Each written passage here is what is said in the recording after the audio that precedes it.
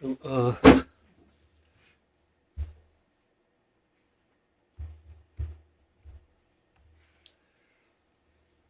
지금부터 이제 열린 시민뉴스 목요 시사 토크 시간을 시작하도록 하겠습니다. 저는 정의연대 사무총장 김상민. 최자영입니다.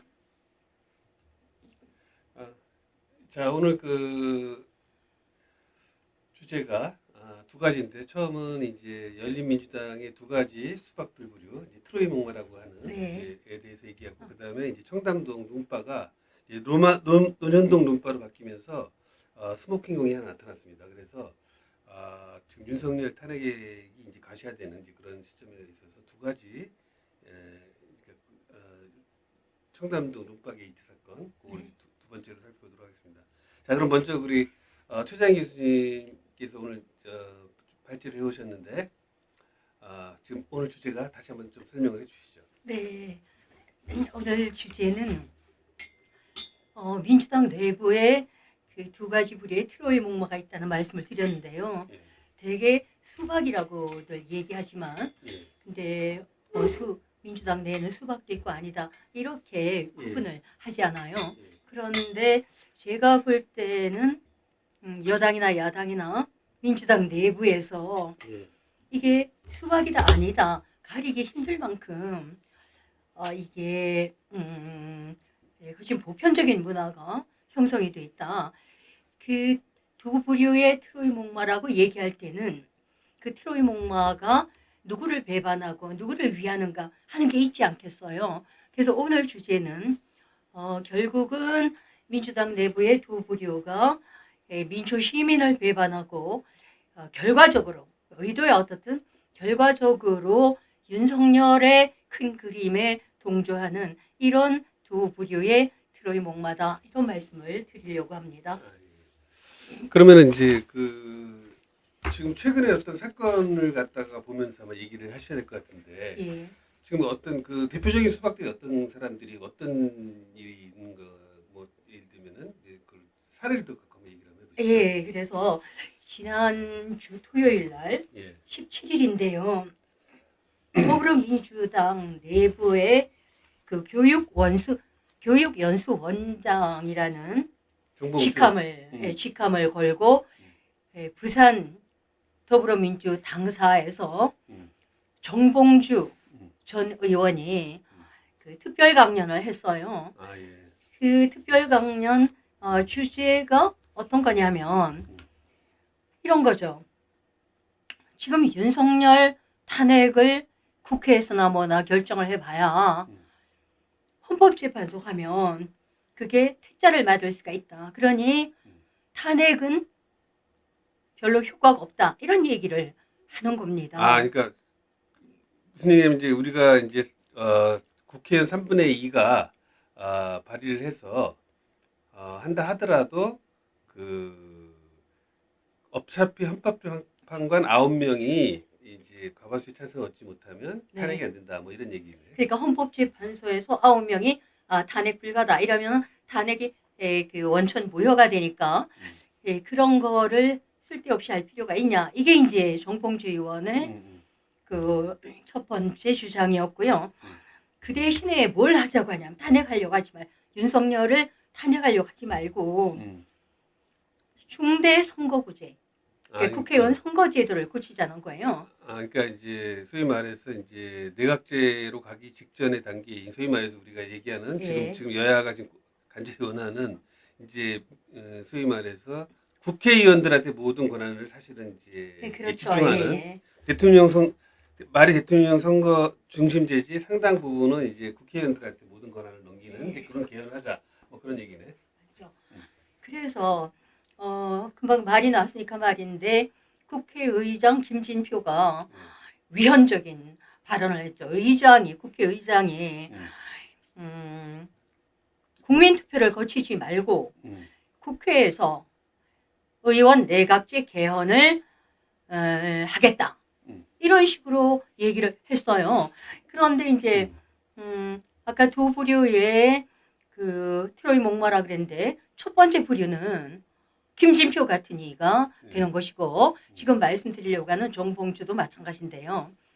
그러면 그 첫 번째 부류는 대놓고 헌법까지 위반해 가면서 민초가 뽑는 대통령 민선하는 거예요. 그 대통령의 직선제를 김을 빼는 그리고 국회에다가 힘을 실어서 자기네들이 모든 걸 결정하겠다고 대통령의 권한을 대거 위헌받은 총리를 국회에서 뽑자고 하는 거 아니에요. 그러면 이런 위헌적인 발언을 하는 부류가 첫 번째 부류란 말이야. 그러면 두 번째 부류는 어떤 사람들이냐면 이렇게 위헌적인 발상을 하면 발언을 하면 그게 안 된다. 그거는 위헌이다. 이렇게 한 사람이라도 국회의원이 나와서 얘기를 해줘야 되는데 그 얘기를 하는 사람이 없다는 거예요. 그래서 제가 생각할 때 더불어민주당 전체가 이 김진표의 국회의장이죠. 더불어민주당인데 이 위헌적인 그 발언에 대해서 아무도 이재명조차도 그리고 우리가 친명이라고 얘기하는 이 국회의원들조차도 조용한 거예요. 그래서 이 조용한 그 부류가 두 번째 부류의 트로이 목마다 저는 이렇게 생각을 합니다. 왜냐하면 반박을 하지 않기 때문에 그것은 결국은 묵인이고 묵인은 그 수동적인 동조라고 생각할 수밖에 없거든요. 어떻게 위헌적인 발언에 대해서 아무도 지적하는 국회의원이 아니, 없냐? 그러니까 지금 보게 되면 이제 단적인 예로 보게 되면 지금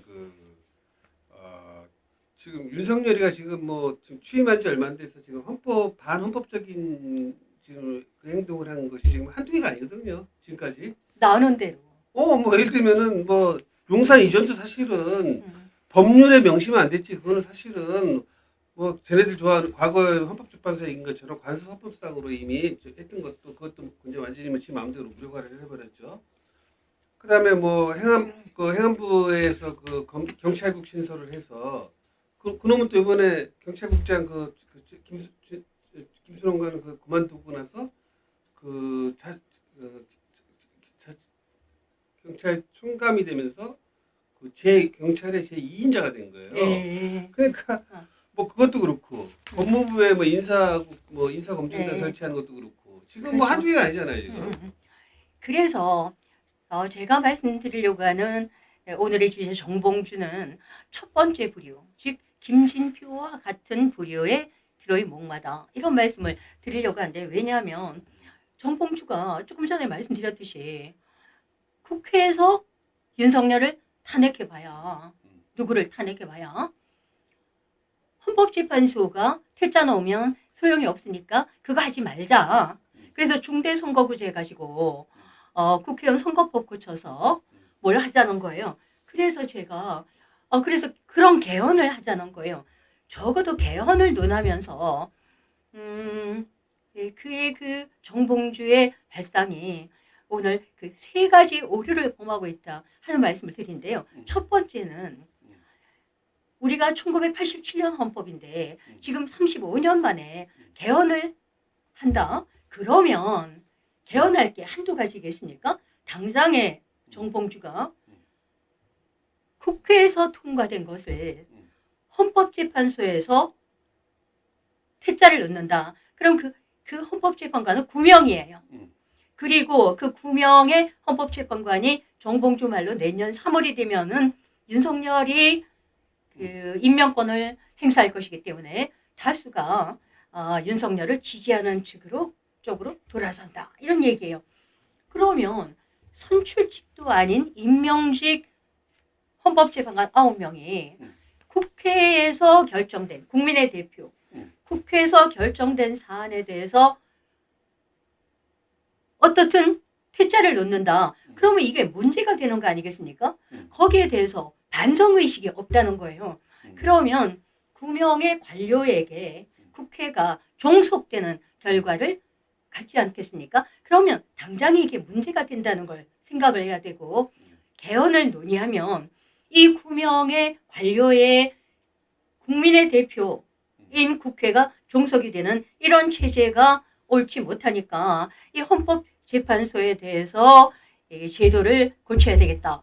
이런 발상이 들어가야 되는데 정봉주는 그렇게 하지 않고 거기에서 퇴짜 놓으면 안 되니까 우리가 물러서자 이렇게 얘기하는 것이죠. 이것은 민주주의 국가가 아니라 구명 헌법재판관의 이 관료의 그 나라 전체를 종속시키는 이 과도 독재 체제를 용인하고 있다. 이 국회의원, 전 국회의원이라는 그렇죠. 그러니까 인간이. 이제 국회가 사실은 이제 사실은 우리 헌법에 의해서 모든 주권은 국민부터 나오는 건데 그렇다면 사실은 국회가 그야말로 최고 의결기관이어야 되고 결정기관이 돼야 되잖아요. 네, 다른 나라의 그렇죠. 경우도 탄핵을 뭐 칠레인가 어디 거기는 뭐 국회에서 그냥 탄핵하면 끝이라고 하더라고요. 그렇죠. 네. 그게 맞는 거 아니에요, 사실은? 그러니까 이 헌법재판관이라는 제도가 헌법재판소 전두환이 1987년에 나가면서 그 뭐랄까 그 마지막 장난을 치고 나간 그러니까 독소 이런 조항이 이제 이게 아주 이 지금 87년도 이 헌법이 갖고 있는 비민주적인 그 헌법재판소 그 법도 그 지금 헌법 재판에 대해서는 헌법 소원을 또 안 받아주잖아요. 헌법재판뿐이 아니라 네. 대법원까지 거친 거. 응. 법원을 일단 딱 거쳤다면은 헌법재판 그렇지. 헌법소원 할 수가 없는 거야. 그래서 그 문제는 지금 놔두고 그래서 프랑스에서는 이미 지금으로부터 약 70년 전에 1958년에 드골 대통령이 어떻게 했냐면 국회에서도 사실 결정을 잘못할 수 있다. 그래서 그 국회의 결정에 대한 하나의 유보 조치로서 두 가지를 만들었어요. 하나는 헌법재판소, 또 하나는 국민투표를 둔 겁니다. 그래서 국회에서 결정한 것을 헌법재판소에서 퇴짜를 놓으면 최종의 판결은 누가 할 수 있냐면 국민투표를 거쳐야 되는 거예요. 예를 들어서 그러면 헌법재판소에서 우리가 탄핵을 했는데 헌법재판소에서 꼬표를 쳤다. 그러면 아니다. 이것은 국민들에게 물어봐야 된다. 이렇게 생각이 될 때는 국회의원 수 유권자의 10분의 1 그러면은 300명이니까 30명이에요. 30명이 서명을 하면 그 안건은 바로 국민투표로 넘어가도록 되어 있습니다. 그래서 적어도 국회를 헌법재판소가 견제를 한다면 헌법재판관 9명 선출직도 아닌 임명직 그렇죠. 여기에 대한 견제가 들어갈 수 있는 제도가 있어야 하는데 그게 국민투표인데 이게 우리나라에는 없고요. 현재의 국민투표 부의권은 대통령에게만 있고 국민을 대표한다고 하는 국회에도 국민투표 부의권이 없어요. 이게 우리나라의 비민주적인 현실이다. 그러니까 하는 말씀을 이번에 드리고. 이제 우리가 이 국민투표라도 물론 직접 민주주의가 가장 좋은 방법이지만 어쨌든 이 지금 뭐 스위스 같은 경우도 뭐 시도 때도 없이 이렇게 국민투표를 할 수 있다면서요. 스위스의 국민투표 같은 경우는 그렇죠. 1년에도 여러 건들이 올라온다면서요. 1년에 적으면 3번, 많으면 10번 음. 개헌을 한다는 거예요. 그런데 그 개헌이 지금으로부터 약 150년 전, 170년 전, 1848년 연방헌법, 스위스 연방이 만들어지면서 바로 시작이 됐는데 모든 개헌은 국민투표를 거치는데 1년에도 3번에서 10번까지 한다는 것이고 그 국민투표 개헌을 한다는 것이고 그 개헌 발의권이 국민들에게 있어요. 그게 몇 명이냐?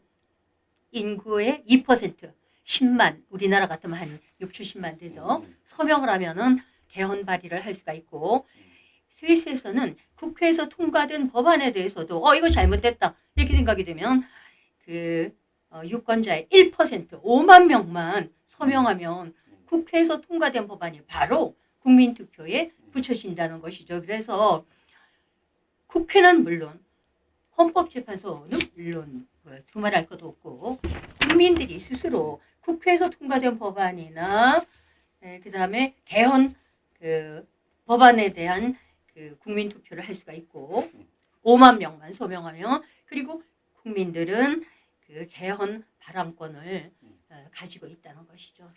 10만 명만 그 서명하는. 지금 이제 이 첫 번째 이제 정봉주 같은 수박하고 근데 두 번째 부류가 또 어떤 게 두 번째 문제가 첫 번째는 금방 말씀드렸듯이 아니 헌법재판소에서 퇴짜 놓으면 그 헌법재판소에 대한 견제책을 마련해야 될 텐데 거기에 대한 대안은 없이 그냥 물러서고 있다 하는 것이고요.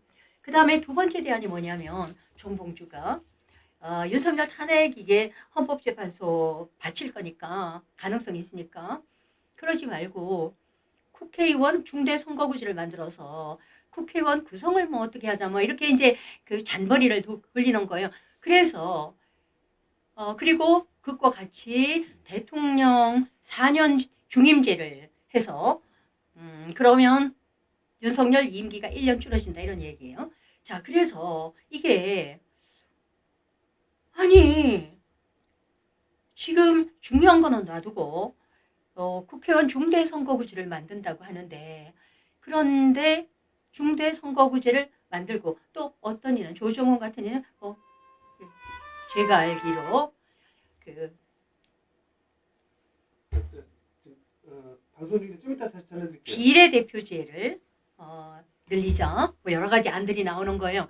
그래서 뭐든지 다 좋은데 그게 뭐냐면 이 정봉주뿐이 아니라 조응천도 한겨레하고 인터뷰를 막 대문짝만하게 하면서 중대선거구제 해야 된다 이렇게 얘기하는 거죠. 그러니까 정봉주의 의견이 혼자의 의견이 아니라 더불어민주당 내에서 중대선거구제 하자 막 이런 그렇죠. 안이 지금 중대선거구에 지금 목매고 있는 세력들이 사실은 이제 전부 거의 대부분이 왜냐하면은 여야나 지금 국힘당이나 민주당이나 사실은 이제 중대선거구를 하게 되면은 실질적인 이제 내각제로 가기 위한 이제 전초가 되거든요. 그렇죠. 그런데 정봉주는 내각제 이런 얘기는 이제 싹 집어넣고 그렇죠. 그러니까 뭐라고 얘기하냐면 그럴듯한 말로 중대선거구제를 해서 양당 체제를 다당제로 하자. 강력한 양당 체제를 다당제로 하자. 이게 이제 하나의 구실이고 그 다음에 대통령 4년 중임제는 윤석열 임기를 1년 줄일 수 있지 않냐. 이렇게 이제 사탕발림을 하는 거예요. 그래서 제가 생각할 때 아니 다당제 만들어봐야 다당제도 다당제 나름이지. 정의당 다당제다. 정의당이 뭘 했냐. 지금도 정의당이 제가 너무 폄훼하는지는 알 수가 없으나 그 존재감이 크지 않다고 제가 볼 때 생각을 하는데 그런데 그 정의당은 어떤 다당제로서의 어떤 정의당 나름의 지향성을 제시하고 있지 못하다. 저는 이렇게 보고 오히려 그 국회의원 중에서 누구는 국회의사당 뜰에서 타투, 문신 이거 시연을 한다든가 이런 식의 그래서 다당제도 다당제 나름이다. 그럼 어떻게 해야 되냐. 지금같이 양당제든 다당제든 정당 공천제가 있는 한 이 국회는 다당제가 돼도 민주화 되지 못한다. 제가 개인적인 의견으로 손가락에 장을 찢고 다당제 자체가 이 여의도 국회 문화를 민주화하는 것은 아니라는 말씀을 드립니다. 그래서 조응천도 마찬가지예요. 조응천도 중대선거구제 얘기하면서 뭐라고 얘기하냐면 거기다 한 가지 덧붙여서 이렇게 얘기를 했어요. 국회의원은 국민들이 뽑았잖냐. 그러니까 당에서 시키는 대로 하지 않고 자기가 생각하는 대로 교차 당에서 시키지 않는 이런 그 편도 투표를 할 수 있도록 이렇게 고쳐야 된다고 얘기를 해요. 그래서 제가 정봉주나 조응천이 참 그 아전인격으로 그 필요한 자기에게 편리한 말만 한다.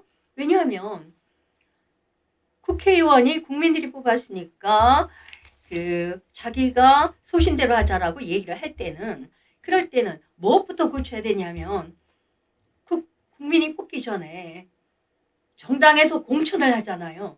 그 공천권을 얻으려고 국회의원들이 얼마나 전부 다 납작 엎드려가지고 하는데 이거는 조응천의 눈에 보이지 않는다는 것이죠. 그래서 정봉주나 조응천은 중대선거구제나 아니면 또 다른 누가 얘기하는 비례대표제를 늘린다. 어떤 것도 다 좋은데 그런 것의 전제는 국회의원이 소신껏 할 수 있도록 그 비례대표제나 중대선거구제의 순서를 정당에서 순서를 정하는 게 아니라 정당에서 공천하는 것이 아니라 시민들이 순서까지 정할 수 있도록 공천제, 정당 공천제를 없애야 된다. 이 말을 정봉주나 조홍천은 하지 않았다. 이 말씀드리고 이제 말 나온 김에 말 나온 김에 뭐 조홍천에 대해서 한 말씀 더 드리면 네.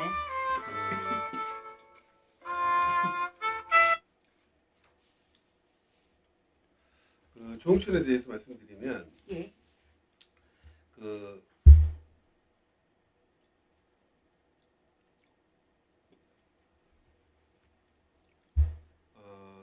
오늘 아침에 김종배의 시선 집중이라는 코너에 나와서 이런 얘기를 하더라고요. 조홍천이가 지금 연대 다니면서 이재명의 사법 리스크 때문에 이재명은 당 대표를 그만두고 본인의 그렇죠. 사법 대응을 해야지 왜 대표로 있어갖고 우리 저기 나머지 국회의원들이나 이런 사람들이 민주당이 당신 비리 때문에 우리가 왜 연루가 돼갖고 이런 제대로 민주당이 발목이 잡혀 있느냐 뭐 이런 식으로 얘기를 하는 거예요. 네. 그래서 사회자가 뭐라고 하냐면 아니 그러면 저기 이재명 대표한테 지금 사퇴를 요구하시는 거냐고 이렇게 물어보니까 하는 말이 아니 그 당 대표는 당원들의 절대적 지지하에서 뽑았는데 내가 뭐 어떻게 뭐 가라 마라 할 수 있겠느냐 그 본인이 알아서 사퇴를 해야 된다는 거야. 아니 사실은 자기가 사퇴를 갖다 요구하면서 본인이 알아서 사퇴해야 되는 거 아니냐 삐끼시지 말고 뭐 이런 얘기인데 내가 볼 때는 이제 조홍천이가 지금 그동안에 수박짓을 하도 많이 해서 다음번 얘도 검찰 출신 아니에요. 가재는 개편이라고 한 번 검사는 영원한 검사야 이 새끼도 보니까. 네. 그래서 아마 그 사람 국힘당 가서 공천 받으면 될 것 같고. 그러니까 그런데 그 조홍천이 검찰 출신이에요. 그렇죠. 검찰이 하는 여러 가지 그 조작이나 짓거리가 조홍천의 눈에는 전혀 들어가지 않고 그렇죠. 검찰이 하는 짓거리가 짓거리가 자기가 하던 짓이니까 눈에 들어가지 않고 그 다음에 이재명 224번인지 250번인지 압수수색 할 때 윤석열의 본부장, 부인 장모, 김건희, 최은순 한 번도 압수수색 안 했다. 이게 조홍천의 눈에는 아니 그리고 보이질 않는 거야. 그 본부장 비리에 대해서 얘기도 안 해요. 걔는 안 하죠. 그러니까 조홍천 얘기는 우리 시간 아까우니까 그냥 그만둬. 자, 세 번째 정봉주의 오류가 있어요. 그게 뭐냐면 정봉주만 오류를 범하는 게 아닌데 김진표도 마찬가지. 35년 만에 1987년 헌법 37년 만에 개헌을 한다고 하면서 그러면 그 개헌은 어떻게 해야 되겠어요? 여러 가지 37년 동안 묵은 것을 고쳐야 되니까 광범하게 의견을 수렴해야 되지 않냐는 말이에요. 그런데 그 광범하게 뭔가를 고칠까 봐 겁이 나는 것 같아요. 그래서 국회에서 국회의원들 어떻게 뽑나 그것만 자기네들 유리하게 그 정당 공천제는 없애지도 않고 이제 그래가지고 막 이렇게 김진표 국민들 투표 거치지 않고 국회에서 의원 내각제 개헌을 하겠다라든가 이 정봉주도 딴 거 놔두고 윤석열 탄핵하는 거 그만두고 뭐예요? 중대선거구제하고 국회의원 대통령 4년 중임제 하는 것만 개헌을 하자고 얘기를 하는 거예요. 그래서 개헌을 얘기하는 적어도 전 의원 좀 되면서 그리고 무슨 학습 뭐예요? 그 교육연수 원장이다. 더불어민주당에. 그래서 그거가 그 개헌을 하겠다는 그 발상이 그런 정도밖에 되지 않아요. 기본이 안 돼 있다. 기본이. 의견을 수렴하는 것도 아니고 수기 과정을 거친 것도 아니고 그저 안에서 이 머리 당 굴려가지고 꿍꿍이 속을 가지고서 거내는 거죠. 정봉주의 세 가지 오류는 그런 것이고요. 그래서 이제 말이 나온 김에서 제가 마지막으로 한 가지만 더, 두 가지를 더 말씀을 드리겠는데요. 스위스에서는 이 개헌을 해마다 3번에서 10번까지 한다는데 졸속으로 하는 게 아니라 벌써 개헌은 이미 2년, 3년 전부터 그 주제를 가지고 여론을 수렴해서 1년에 3번에서 10번 그 행해지는 개헌이 미리 2년, 3년 전부터 그 많은 수기 과정을, 토의 과정을 거쳐서 그래서 그 날짜도 이미 몇 년 전에 결정을 해놓는다는 거예요. 이렇게 해서 하고 모아서 이제 몇 건 모아서 한꺼번에 해야 돼? 아니죠. 각각 사안마다. 아니 그러니까 사안은 하는데 그렇죠. 매일 할 수는 없는 거니까 얘네들이 모아서 일정 잡아서 매일은 아니지만 그렇지 적어도 1년에 3번, 많게는 10번을 하니까 선거하다가 볼일 다 볼 정도로 이렇게 개헌이 잦다. 그러면 선거를 어떻게 하냐? 이 사람들은 선거장에 직접 나가지 않아도 일주일 동안 선거를 하는데요. 우편으로. 80% 이상이 우편으로 송부를 하고 네, 그 우편으로 접수된 투표장은 너무나 그 안전하게 잘 관리가 되고 있다. 이런 것이고 그 다음에 이제 제가 오늘 마지막으로 드리고 싶은 말씀은 윤석열인데요. 윤석열이 처음에 우리가 던진 화두가 더불어민주당에 두 가지 트로이 목마가 있다고 그랬어요. 그 트로이 목마는 민초를 배반하고 윤석열의 그 기획에 결과적으로 동조를 한다 그랬는데요. 윤석열의 기획은 성동격서다 이런 말씀을 드립니다.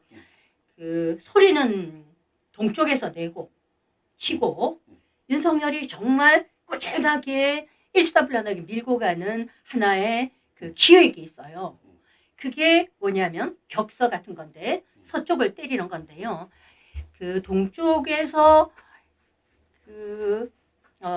북치고 꽹가리치고 장구치는 것은 서해 피격 사건이라든가 그 다음에 대장동 이제 지금 모든 관심을 집중시키는 이재명 리스크라고 얘기하는 이 대장동 파면 팔수록 국힘당만 나온다라고 얘기하는데 어쨌든 들고 파는 거예요. 그게 뭐냐면 여론을 집중시켜서 다른 데 신경을 못 쓰도록 하는 효과도 있는데요.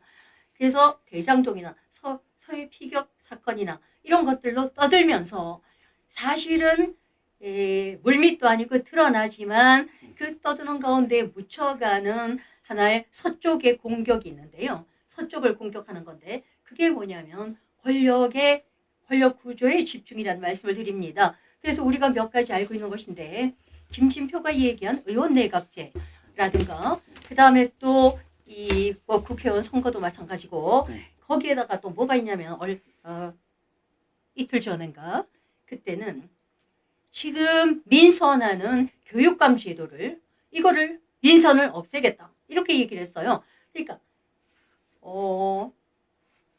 그 사람들이 민초 시민들이 대통령을 뽑는데 거기에 바람을 빼려고 대통령의 권한을 총리에게 옮기고 그 총리를 국회에서 뽑겠다고 하는 의원 내각제와 마찬가지로 시민들이 뭔가의 정치적 발언권을 행사하지 못하도록 지금 있는 개구멍까지도 다 틀어막고 있는데요. 그것 중에 하나가 상징적인 것이 교육감 민선제도 없애고 시장, 도지사 나올 때 교육감을 같이 지명을 해서 런닝메이트, 지명제로 하겠다 이렇게 얘기를 하는 것이죠. 그래서 이것이 하나의 상징적인 것인데 윤석열이 그냥 무식하고 내깔이 없고 이러기만 한 게 절대로 아니다. 그래서 이 민초가 가지고 있는 정치적 발언권을 있는 대로 다 막아버리고 이 권력을 어디로 끌고 가냐면은 바로 국회로 끌고 가는 거예요. 그러면 국회에는 누가 있냐? 바로 국힘당은 말할 것도 없고 이 트로이 목마들이 그 병사들 같은 이 병사들이 잔뜩 앉아있는 더불어민주당. 그래서 윤석열이 볼 때 시민 민초들이 떠들면 감당을 못하지만 국회에서 일단 딱 국회에다가 권력을 모아놓으면 얼마든지 제가 생각할 때 요리를 할 수가 있겠다. 이런 자신감을 갖고 있는 게 아닌가. 그렇게 되면 의원 내각제나 아니면은 교육감 선거도 우리가 못하도록 지명제로 하겠다. 이렇게 얘기하는 판에 그래서 이렇게 되면 지금 우리가 속이 뒤집어져도 어떻게 할 수가 없는 그 국회를 그냥 우리는 보고만 있어야 되고 그 국회는 여야가 짬짬이해서 서로가 서로를 봐주고 민초를 배반하고 지금 이런 상황에서는 윤석열의 그 기획에 동조하는 이런 결과를 가지고 오게 된다. 이런 것이다. 그러면 윤석열은 안전하게 되는 것이 현재의 자기를 중심으로 해서 있는 본부장 비리가 있어요. 이것을 의원 내각제나 아니면은 그 시민 민초들의 발언권을 없애고 국회나 이렇게 중앙으로 다 가져가 버리면 지금 본부장 비리도 이것도 지금도 수사를 안 하잖아요. 그 안 하는 데 대해서 더불어민주당이 뭐 김건희 특검 조금 떠들다가 말지 이런 식으로 유야무야 그러니까 지금 지나갈 것이 아닌가 하는 지금 것이죠. 이제 이런 지금 이번에 김용민 의원이 지금 법 왜곡죄를 지금 하면서 예. 중요한 저번에 입법안이 이렇게 명백하게 수사를 해야 되는데 안 하는 것도 처벌을 하고, 예. 그 다음에 법을 잘못 적용하는 것도 적용하고, 이 법 왜곡죄 이번에 요걸 통과시켜야 될 것 같아요, 반드시. 그렇죠. 그래도 김용민 씨가 하나가 그래도 깃대를 들고 있다. 그래서 이렇게 결과적으로 얘기할 보면 수가 있습니다. 이 우리 윤석열하고 이 수박들하고, 그러니까 트로이 목마들하고 짜서 결국 우리가 이길 것 같아요. 지금. 결과적으로 짜는 거죠. 아니 짜는데 저놈들이 어떻게 당분간 어떻게 전망을 어떻게 하세요? 저놈들이 이길 것 같아요, 아니 우리가 이길 것 같아요? 제가 전망할까? 제가 볼 때는 지금 윤석열 탄핵이 곧 가셔야 될 것 같아요. 그렇게 돼서 윤석열을 국민의힘이 버리면서 우리 내각제로를 같이 그렇게 야합을 하지 않을까? 정봉주가 국민의힘이 윤석열 버리는 게 아니라 더불어민주당과 국민의힘에 야합해서 그러니까 탄핵해봐야 헌법재판소 그러니까- 가서 부서질 거니까 그러니까 알아서 이제 하야해서 니는 물론 그거 할 필요 없다고 그렇지. 정봉주가 댕기는 판에 무슨 가시와 얘기를 하고 있어요. 적을 너무 얕잡아 보면 안 된다. 알겠습니다. 그래서 제가 결론적으로 말씀을 드리면 이 윤석열의 여러 가지 각 분야의 권력의 집중 시도는 자기의 앞으로의 운명, 만일에 권력을 집중시키지 않고 권력을 민주 시민에게 발언권을 행사한다면 자기의 본부장 비리는 민주 시민들이 떠들어서 발언권을 행사해서 그냥 가만히 두지 않을 것이다. 그러나 국회는 그것을 짬짬이로 전락을 시킬 수 있다는 그런 믿음을 가지고 있는 게 아닌가. 이게 저의 잔머리 생각입니다. 알겠습니다. 예. 자, 이제 그러면 이제 오늘은 이제 두 번째 주제로 예. 좀 시간이 많이 흘렀는데 간단하게 하죠. 그러니까 윤석열 한동훈 김앤장이 7월 19일 20일 날 새벽 3시까지 청담동 룸바에서 김앤장 술을 갖다 그러니까 늦까지 먹었다는 이제 얘기가 있는데 한동훈이 그 얘기를 갖다 김의겸 의원이 그 제보를 받고 얘기하니까 모든 걸 걸자 그러면서 막 난리를 쳤잖아요. 그렇죠. 그리고 대부분의 언론에서는 아니 이게 근거도 근거도 없고 그다음에 뭐 그 장소도 특정 못하면서 무슨 그런 어떤 그런 보도가 어디 있느냐. 그래서 한동훈이 10억을 지금 걸었어요. 그리고 지금 뭐 경찰은 막 압수수색을 하고 뭐 진짜 뭐 엄청난 국사범을 잡겠다는 식으로 지금 그러고 있는데 김의겸 고소. 근데 지금 이제 반전 카드가 나타났어. 자, 그래서 이제 그 얘기를 잠깐 얘기 드리면 예. 어제 그저께 이제 더 탐사에서 결정적인 이제 증거를 하나 이제 터뜨렸어요. 한번 이걸 간단하게 보시면 저기 블로그에다가 이 글을 올렸는데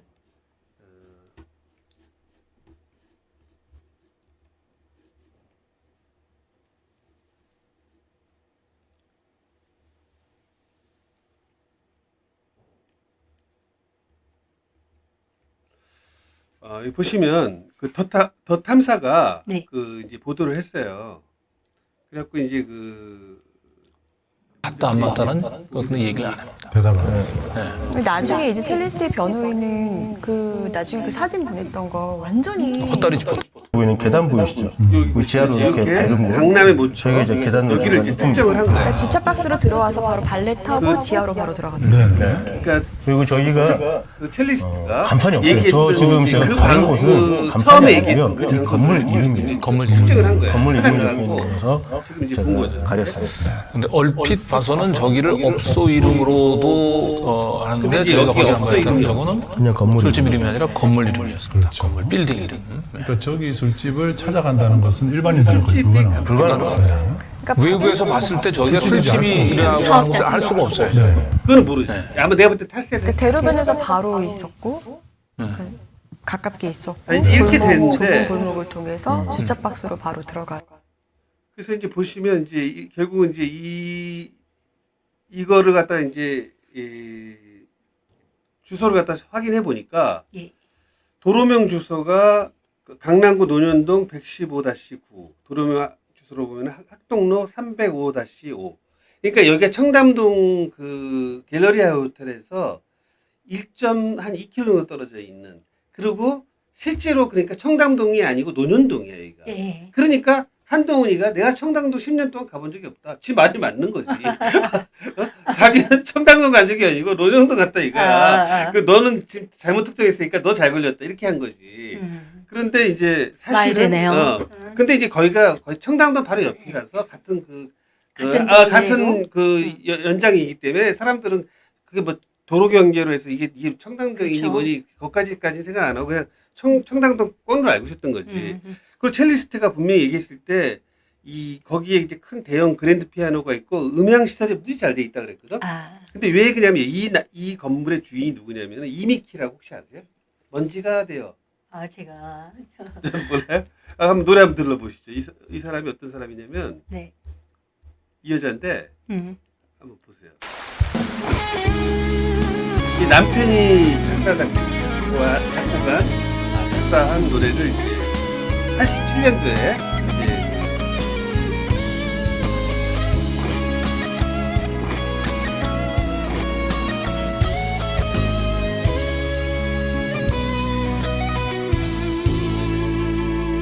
이제 어하의 선율에 젖은 날에는 잊었던 기억들이 피어나네요.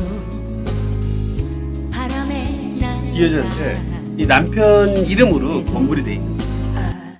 그게 어디냐면은 위치가 여기 강남구청역에서 여기 조금 학동로로 따라서 쭉 내려와서 여기 예. 요 위치.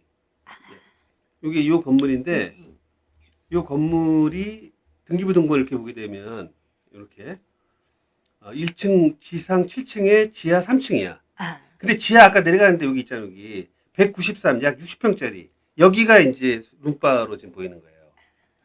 60평이니까 굉장히 넓고 뭐 한 100명도 수용할 수 있죠. 그러니까 굉장히 지금 이제 경찰이 막 압수수색했다라고 하는 청담동 룸바 같은 경우는 한 뭐 10대 명 들어가면 꽉 찰 정도로 아주 좁은 그런 건데 거기를 일부러 막 여러 군데 압수수색을 한 거야.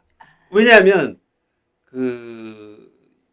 그러니까 알리바이를 만드는 거지. 봐라 없다. 내가 우리가 압수수색까지 했는데 사실이 아니다라고 이제 생쇼를 한 거지 이제 경찰들이. 그래서 이제 이게 결국은 이제 이 장소가 이제 특정이 된 거예요. 그래서 강진규 교사한테 처음 얘기했을 때 첼리스트가 뭐냐면은 이 문제에 대해서 이렇게 쭉 얘기를 하니까 부정도 안 하고 특정한 걸 갖다가 잘 바로 여기 맞냐고 했을 때 그냥 나를 왜 보호하지 않느냐라는 이제 항의성 그런 멘트만 날리고 결국 이제 인정을 한 걸로 된 거지. 그리고 이거를 특정했던 건 제가 볼 때는 이 전 남자친구가 이 트위터에서 이걸 갖다가 이제 특정을 했어요. 그래서 암시를 했다고. 아마 거기서 이제 우리가 된 게 아닌가 싶고 그 제보를 결국은 이제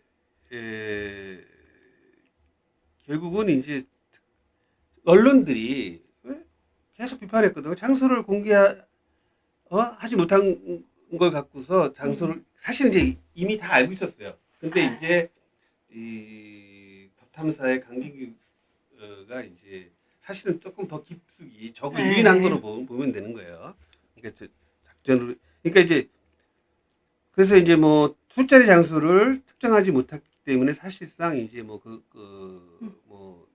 잘못된 게 아니냐, 뭐 허위가 아니냐 이렇게 이제 주장을 했는데 이제 여러 가지 그동안 첼리스트가 얘기했던 것과 거의 일치가 된 거죠. 왜냐하면은 거기에 큰 그 음악을 그 아주 자세히 묘사한 것처럼 이게 음악가기 때문에 음향 시설이 굉장히 잘 돼 있다는 거예요. 그런 거, 그다음 그랜드 피아노가 있다는 거, 그다음에 그 공간이 넓은 공간이 있고, 그다음에 들어가기 때 앞에 주차 박스가 있고 계단으로 내려가고 골목 외부에서는 골목으로 좁은 골목으로 들어와서 안 보인다. 모든 게 첼리스트가 그동안 얘기했던 것과 완전히 일치가 된 거예요.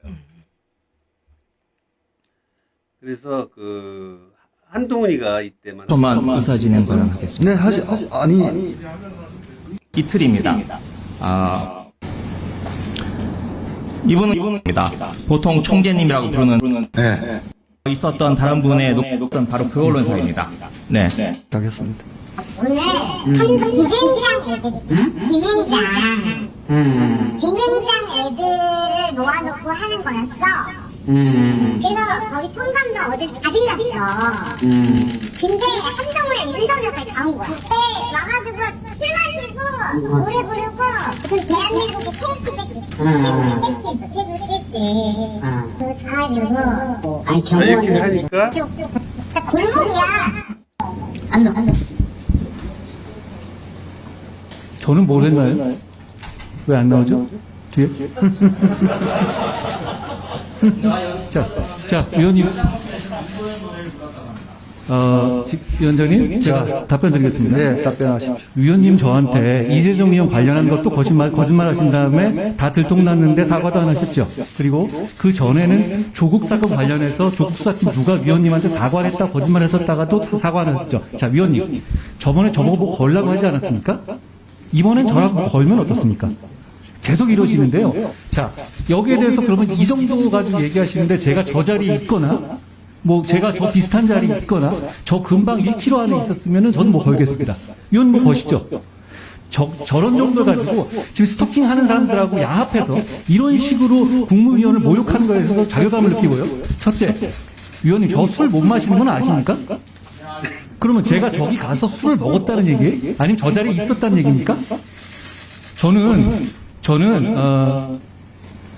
저 술자리 별로 안 좋아하거든요.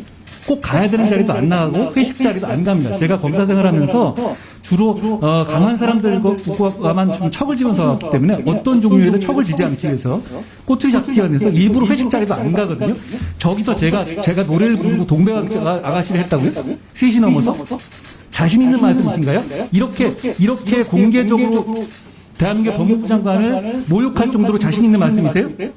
저는 이세창 총재라는 사람하고 자, 그래서 일단 모든 걸 걸겠다 그래갖고 10억 지금 소송을 걸었는데 네. 이제 반수를 걸면 되는 거죠. 얘가 거리지 말했으니까. 그럼 한동안 10억 내줘야 돼요. 근데 국회에서 유증을 했죠. 유증죄로 잡혀가야죠. 그 다음에 윤석열은 그 김현장하고 이해관계가 있는 그 김현장 사람들하고 술 처먹은 거는 이거는 이제 탄핵 사유가 되는 거죠. 네. 완전히 국정농단이니까. 네. 그래서 제가 볼 때는 이게 이제 한 40년 징역을 받느니 차라리 하야를 하고 좀 용서를 하달라 그러면 좀 봐주지 않을까. 어떻게 생각하세요? 네. 자, 그래서 아마 이 한동훈이가 빨리 이제 한동훈이하고 윤석열의 이제 그 거의 패망이 이제 가까워졌다 뭐 이렇게 볼 수 있겠습니다. 자, 그래서 오늘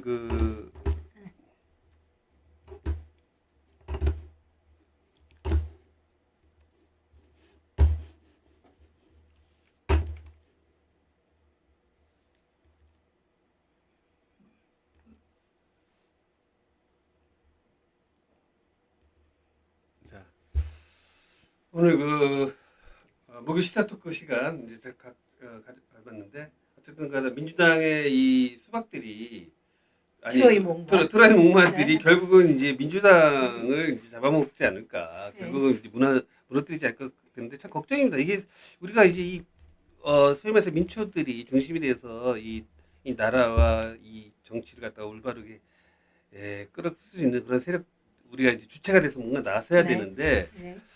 이게 참 암담하네. 어떻게 될 것 같아요? 암담해 보이는데 파악의 방법은 국회의원들 믿고 있으면 안 된다. 그래서 오늘은 국회의장 김진표 국민투표도 없이 국회에서 의원 내각제 개헌하겠다 위헌적 발언을 한 거. 그 다음에 정봉주 전 의원, 그 다음에 조응천 국회의원 중대선거구제, 그리고 대통령 4년 중임제밖에 눈에 안 보이고 다른 개헌의 여러 가지는 하나도 그 머릿속에 들어가 있지 않은 이런 그러니까 이것들을 그러니까 결국 우리 그 시민들이 뭐 개딸들이 됐건 우리 촛불이 됐건 계속 압박을 해야 돼요. 대놓고는 못하니까 이것들이 그렇잖아요. 자기네들이 국민들 우리 민주당 놈들이 우리 이 촛불 시민들이 그렇게 나섰을 때 다음에 자기가 대놓고 대놓고 토리목마 짓을 하다가 수박 짓을 하다가 다음 그렇죠. 선거가 안 될 거 아니에요. 그렇죠. 그러니까 국회의원들을 믿고 있으면 안 되고 우리의 권한을 우리가 스스로 찾아야 되는데 그러자면 어떻게 해야 되냐. 이 촛불 정부 처음 시작할 때 문재인 정부 그때 국민 개헌이라는 게 있었어요. 그 국민 개헌 때에 국민 발언권, 국민 소환권, 국민 투표권 사람만 뽑는 게 아니라 안건에 대해서 국민들이 투표권을 갖겠다. 이게 청와대 안, 국회 안, 시민 단체 안 이렇게 세 가지 안에 다 들어있었던 거 이것을 다시 부활을 시켜서 개헌 논의에 불을 붙여야 되겠다 이런 말씀을 드리고 국회의원들은 여야를 막론하고 수박들 더불어민주당도 트로이의 목마 시민 민초를 배반하고 결국은 윤석열의 집권적 시나리오 집권 시나리오 거기에 동조하는 그 존재들이다. 그런데 딱 하나 김용민 의원은 면제를 시켜줘야 될 것 같아요. 면제. 아니 그게 아니라 네. 김용민 위원회 지금 그 법 왜곡죄 예. 그거 빨리 좀 통과할 수 있도록 그것도 보니까 그렇죠. 그 민주당에서 지금 그 서명을 받고 있대요. 그래서 그게 몇만 명이 돼야지 이제 주요 안건으로 올라가는데 예. 지금 그게 지금 계속 근데, 밀리고 있는 모양이더라고요. 그래서 우리가 촛불을 들면서 이런 것도 같이 개헌 적어도 무슨 연수원장이 교육연수원장 정봉주 그리고 또 정봉주도 문제고 이번에 박지원이도 좀 문제가 되는 게 박지원이가 저번에 그 한 번 배신한 사람 또 배신하거든. 이번에 이제 복당이 됐잖아요. 박지원도 지금 나중에 틈만 나면 이재명을 몰아내고 이재명이 사법 리스크로 잘라내고 그러니까 자기가 이재명부터 댕기고 그러니까 이제 박지원 홍보하는 자리는 아닌 것 같고. 오케이. 자, 그럼 오늘 그 목요 시사 토크 시간을 가졌습니다. 열린 뉴스 열린 시민 뉴스에서 목요일마다 시사 토크 시간을 갖고 있는데 시청자 여러분들이 많은 이제 시청을 바라고 저희 그 채널에 대해서 구독, 좋아요 좀 눌러주시기 부탁드리겠습니다. 지금까지 저는 정의연대 사무총장 김상민, 최자영이었습니다.